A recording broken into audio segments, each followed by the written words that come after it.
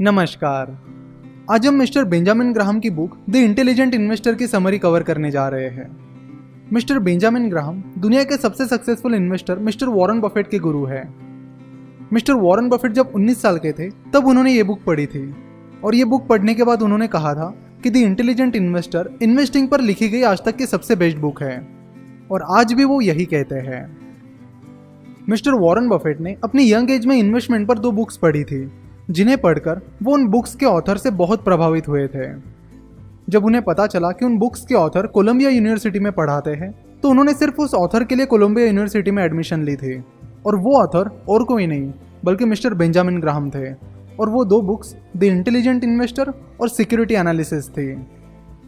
Mister Benjamin Graham ने investing को कुछ इस तरह डिफाइन किया है: an investment operation is one which upon thorough analysis promises safety of principal and an adequate return. Operations not meeting these requirements are speculative. Investment वो है जो पूरा एनालिसिस करने के बाद आपके प्रिंसिपल को यानी आपके इन्वेस्टमेंट अमाउंट को सेफ रखती है और उस पर आपको एडिक्वेट यानी उचित रिटर्न्स देती है। इसके अलावा बाकी जो भी है वो स्पेकुलेशन यानी सट्टेबाजी है। इन्वेस्टमेंट की इस डेफिनेशन में 3 मेन पॉइंट्स है। पहला, आपको पूरी तरह कंपनी को और उसके बिजनेस को एनालाइज करना चाहिए। दूसरा, आपको अपनी इन्वेस्टमेंट अमाउंट को लॉसेस से बचाना चाहिए। और तीसरा, आपके इन्वेस्टमेंट ने आपको एडिक्वेट यानी उचित रिटर्न्स देने चाहिए। तो आप किसी को भी इन्वेस्टर नहीं कह सकते। जो लोग इस डेफिनेशन के अनुसार इन्वेस्टिंग करते हैं, बस उन्हें ही आप इन्वेस्टर कह सकते हो। तो अगर आप इन्वेस्टिंग कर रहे हो तो अपने आप से ये सवाल पूछो कि क्या मैं इस डेफिनेशन के अनुसार इन्वेस्टिंग कर रहा हूँ? क्या मैं वाकई में इन्वेस्टिंग कर रहा हूँ या फिर स्पेकुलेटिंग कर रहा हूँ? स्पेकुलेशन बहुत फैसिनेटिंग होता है। वो किसी को भी अपनी तरफ इजीली अट्रैक्ट कर लेता है। कुछ लोगों को इसमें बहुत मज़ा आता है। अगर आप भी अपना लक ट्राई करके स्पेकुलेट करना चाहते हो तो आप उसके लिए एक छोटा सा पोर्शन निकाल कर रखिए और एक सेपरेट डीमैट अकाउंट के जरिए उसे हैंडल करिए। जब आपको स्पेकुलेटिंग करके अच्छा प्रॉफिट मिलेगा तो गलती से भी उस अकाउंट में और ज़्यादा पैसे मत डालिए। स्पेकुलेशन करते वक्त सिर्फ स्पेकुलेशन के बारे में सोचिए और इन्वेस्टमेंट करते वक्त सिर्फ इन्वेस्टमेंट के बारे में सोचिए। दोनों को कभी मिक्स मत होने दीजिए। इन्वेस्टर्स बिजनेस की वैल्यू के अनुसार उसके स्टॉक की वैल्यू निकालते हैं। वही स्पेकुलेटर्स सोचते हैं कि शेयर प्राइस बढ़ जाएगी क्योंकि कोई ना कोई उस स्टॉक के लिए ज़्यादा प्राइस पे करेगा। इंटेलिजेंट इन्वेस्टर्स शेयर प्राइस गिर रही है इसलिए कभी शेयर नहीं बेचते। वो चेक करते हैं कि कंपनी के बिजनेस की वैल्यू में कोई चेंज हुआ है क्या। मिस्टर बेंजामिन ग्राहम का अगला रूल है कि इंटेलिजेंट इन्वेस्टर को कंपनी के पास्ट को देखकर उसका फ्यूचर फोरकास्ट नहीं करना चाहिए। यानी कंपनी के पास्ट को देखकर कंपनी के भविष्य का पूर्वानुमान नहीं लगाना चाहिए। जब सारे इन्वेस्टर्स को लगता है कि किसी स्टॉक में गारंटीड पैसा बनेगा तो वो उसे क्रेजीली खरीदने लगते हैं, जिससे शेयर की प्राइस बढ़कर ओवर वैल्यूड हो जाती है। और इसके पीछे एक सिंपल लॉजिक है। कंपनी जो प्रॉफिट कमाती है उसकी एक सीमा होती है। सिमिलरली इन्वेस्टर्स उस शेयर के लिए जो प्राइस पे कर रहे हैं उसकी भी एक सीमा होनी चाहिए, नहीं तो वो स्टॉक ओवर वैल्यूड हो जाएगा और इन्वेस्टर्स को बाद में उसमें नुकसान हो जाएगा। बहुत सारे लोग यही भूल करते हैं। वो मार्केट की बहुत अच्छी परफॉर्मेंस देखकर शेयर्स खरीद लेते हैं। इन्वेस्टर्स को पता होता है कि इन्वेस्टमेंट में सक्सेस के लिए उन्हें बाय लो सेल हाई ये रूल फॉलो करना होगा, फिर भी वो इसके अपोजिट ही करते हैं। इन्वेस्टिंग में जनरली ये माना जाता है कि जितने ज़्यादा रिस्क आप लोगे उतने ज़्यादा रिटर्न्स आपको मिलेंगे। अगर आप रिस्क कम लेते हो तो आपको रिटर्न्स भी कम ही मिलेंगे। पर मिस्टर ग्राहम कहते हैं कि ऐसा नहीं है। वो कहते हैं कि रेट ऑफ रिटर्न इन्वेस्टर कितने इंटेलिजेंट एफर्ट्स ले रहा है इस पर डिपेंड होता है। ज़्यादा रिटर्न्स उसी इन्वेस्टर को मिलते हैं जो अलर्ट रहकर ज़्यादा से ज़्यादा इंटेलिजेंस और स्किल्स का उपयोग करते हैं, और उसके लिए काफ़ी टाइम और एनर्जी लगती है। उनका अगला रूल है कि आईपीओ में इन्वेस्ट करते वक्त आपको बहुत ही ज़्यादा केयरफुल रहना चाहिए।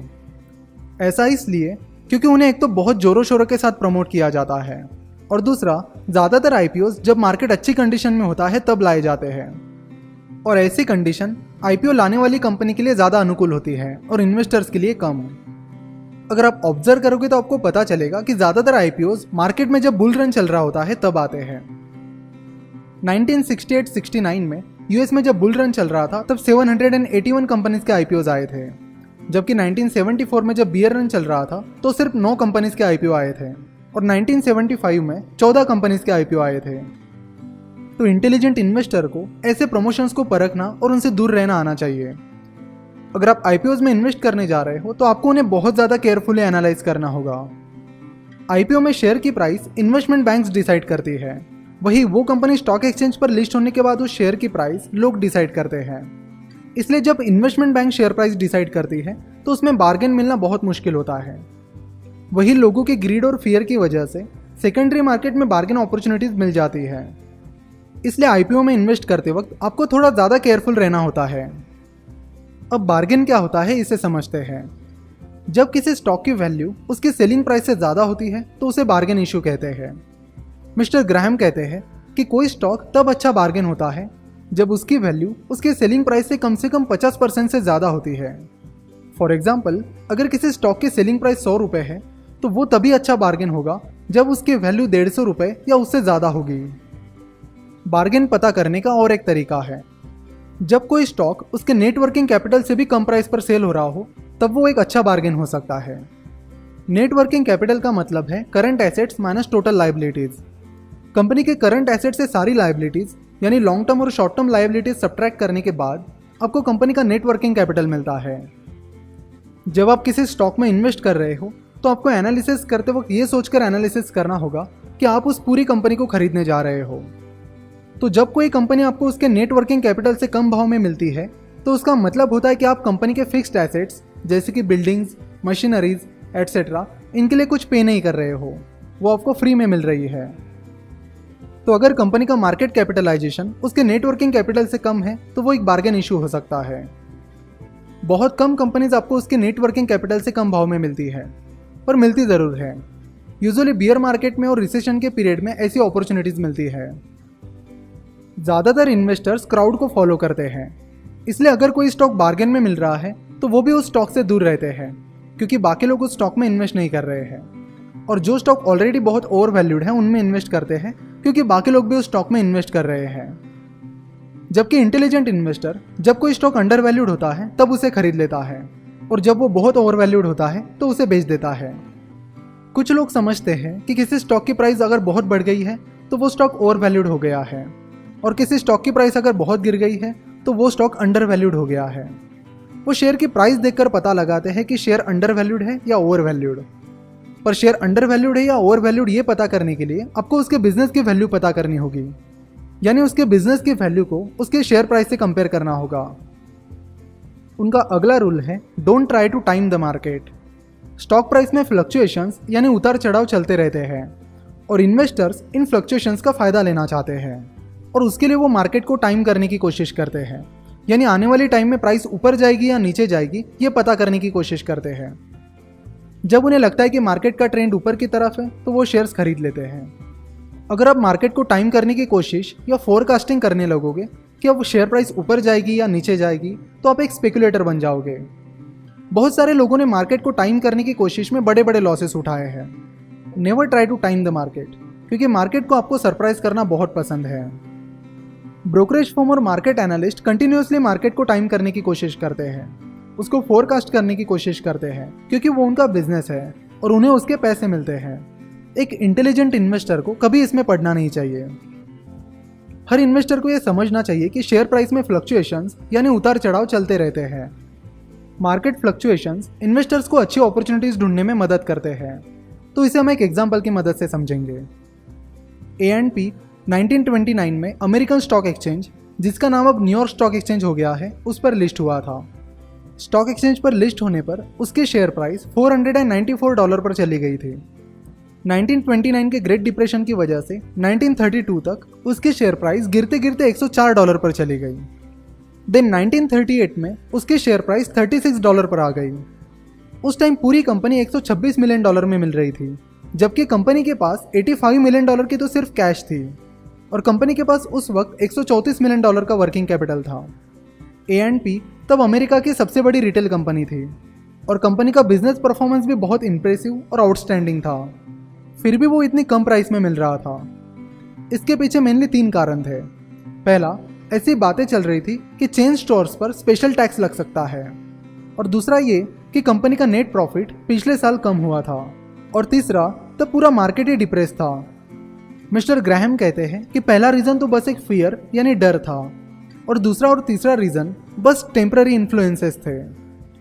1938 में A&P की शेयर प्राइस $36 थी, वहीं 1937 में वो $80 थी और उसका प्राइस टू अर्निंग रेशो 12 था। $80 के शेयर प्राइस पर भी मिस्टर ग्राहम के अनुसार ANP का स्टॉक एक बार्गेन और अट्रैक्टिव स्टॉक था। अगर किसी इन्वेस्टर ने ANP के शेयर्स 1937 में $80 के प्राइस में खरीदे होते तो उसके प्राइस $36 होने पर भी उसके लिए वो कोई इंपॉर्टेंट इशू नहीं था, क्योंकि तब शेयर प्राइस गिरी थी पर ANP की बिजनेस वैल्यू सेम थी। अगर उसके पास पैसा और करेज होता तो वो $36 के प्राइस पर ANP के और शेयर्स खरीद लेता। 1939 में ANP के शेयर प्राइस $117 तक चली गई और 1961 में उसके शेयर प्राइस $705 हो गई थी और उसका प्राइस टू अर्निंग रेशो 30 हो गया था। उस वक्त लोग ANP पर बहुत ऑप्टिमिस्टिक थे, पर उस ऑप्टिमिज्म को कोई जस्टिफिकेशन नहीं था। कंपनी की फाइनेंशियल कंडीशन तब खराब हो रही थी और स्टॉक ओवर वैल्यूड हो गया था, फिर भी लोग उस पर ऑप्टिमिस्टिक थे। फिर 1962 में उसके शेयर प्राइस $340 हो गई, पर $340 की प्राइस 1937-1938 जैसी बार्गेन प्राइस नहीं थी। बाद में ANP की प्राइस और गिरकर 1972 तक $180 हो गई थी। तो इस तरह मार्केट में ऑप्टिमिज्म और पेसिमिज्म चलता रहता है। 1938 में ANP का बिजनेस कोई बार्गेन प्राइस में भी खरीदने के लिए तैयार नहीं था। वहीं 1961 में लोग ANP का शेयर ओवर वैल्यूड होने के बावजूद भी उसके लिए ज़्यादा प्राइस देने के लिए तैयार थे।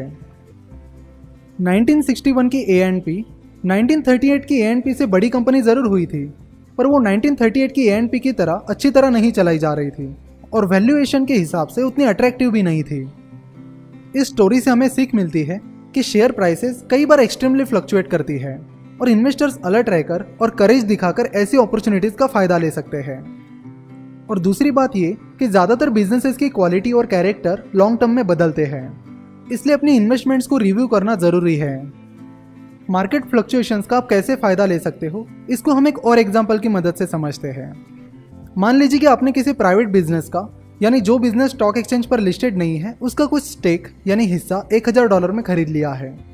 उस कंपनी में आपका एक पार्टनर है जिसका नाम है मिस्टर मार्केट, जो कि बहुत हेल्पफुल है।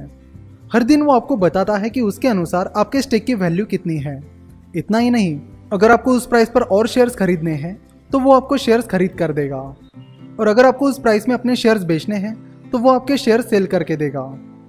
मिस्टर मार्केट जो प्राइस आपको डेली बेसिस पर बताता है वो कभी कभी उस बिजनेस की डेवलपमेंट और प्रॉस्पेक्ट्स को देखकर आपको सही लगती है, वही कभी कभी मिस्टर मार्केट ने बताई हुई प्राइस आपको बहुत सिली लगती है।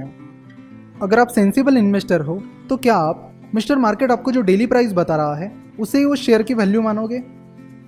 अगर आप मिस्टर मार्केट ने कोट की हुई प्राइस से अग्री करते हो तो ही आप मिस्टर मार्केट ने बताई हुई शेयर प्राइस के अनुसार अपने शेयर्स की वैल्यू लगाओगे, और बाकी टाइम आप मिस्टर मार्केट ने बताई हुई प्राइस पर ध्यान नहीं दोगे।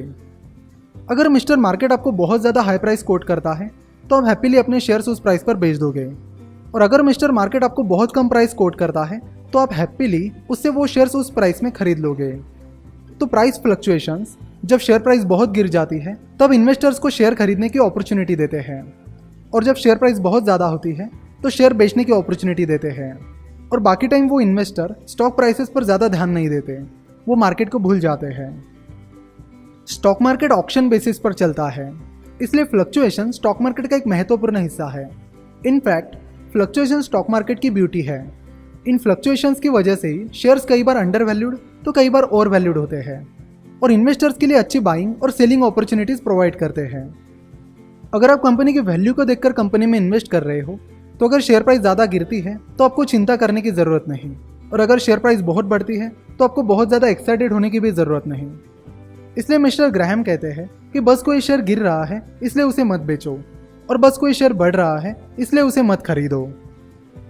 तो ये था द इंटेलिजेंट इन्वेस्टर की समरी का पहला पार्ट। अगले शनिवार को हम इसके दूसरे पार्ट के बारे में बात करेंगे। द इंटेलिजेंट इन्वेस्टर एक बहुत ही बेहतरीन बुक है जो हर किसी को पढ़नी चाहिए, पर याद रखना कि ये बुक बिगिनर्स के लिए नहीं है। तो अगर आप बिगिनर्स हो तो पहले आप स्टॉक मार्केट को समझो, सीखो, और उसके बाद इस बुक को पढ़ो।